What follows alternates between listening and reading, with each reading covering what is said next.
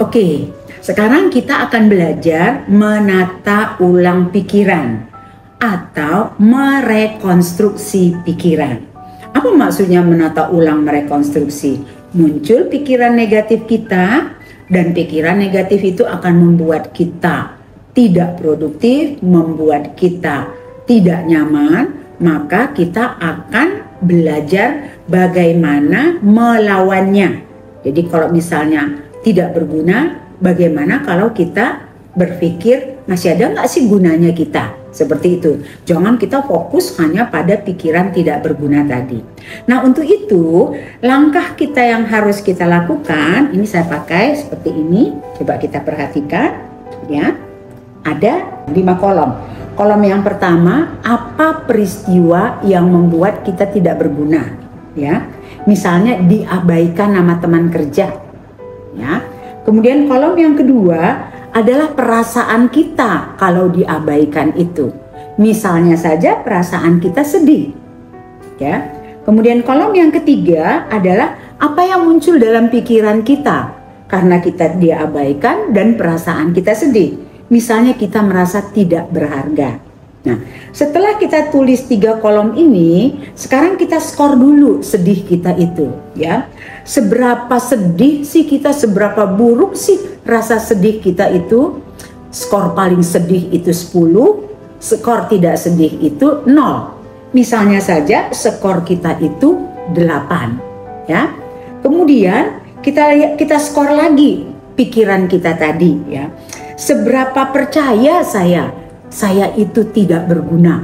Skornya kembali merasa paling tidak berguna dan paling berharga, atau merasa tidak berharga menjadi berharga. 0 berharga, 10 sangat tidak berharga. Oke, berarti udah selesai dulu kita latihan kita untuk tahap yang ini. Nah, selanjutnya kita akan masuk kepada tahap berikutnya, ya. Tahap berikutnya kita akan latihan 2 kolom. Nah, ini sekarang kita lagi mau mencari fakta-fakta. Tadi kan ada pikiran tidak berharga, kemudian kita mau lawan dengan kita itu saya berharga, ya.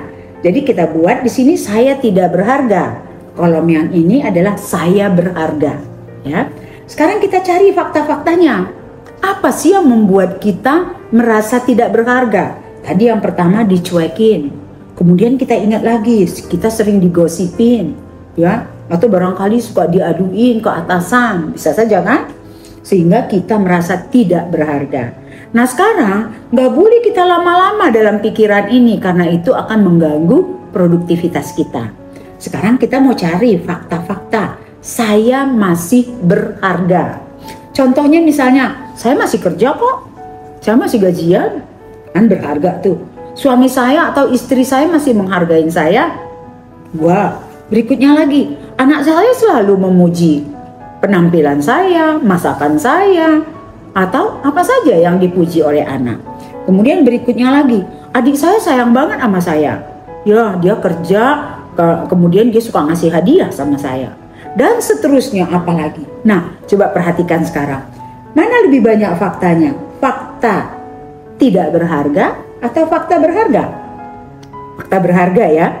Nah, selanjutnya kita buka lagi yang tadi, latihan kita yang tadi. Tadi kan ada diabaikan, sedih, saya tidak berharga. Nah, sekarang kita setelah lihat fakta-faktanya tadi, coba kita cek. Apakah perasaan saya tidak berharga tadi skornya udah turun? Ya. Misalnya saya berharga bagi keluarga saya. Gitu kan? Terus kita cek skornya, oh udah turun jadi 4. Karena kan tadi kita diliputi pikiran tidak berharga. Nah, kemudian kita cek lagi perasaan kita. Waduh, perasaan saya setelah melihat fakta-fakta tadi, nah perasaan sedih saya sudah turun. Tadi skor 8 menjadi skor 4. Nah, demikian terus nanti kita ulang lagi, kita tambahin lagi fakta kita berharga sampai akhirnya kita merasa berharga. Ya, jadi akhirnya skor kita turun, kita bisa latih setiap kali muncul pikiran itu, kita cek lagi masih banyak fakta-fakta saya berharga dan sampai akhirnya sudah bisa kita abaikan ya, dicuekin dan juga digosipin tadi. Kita jadi produktif terus, kita berjalan, bekerja dengan semangat. Semangat semuanya, ayo mari kita coba.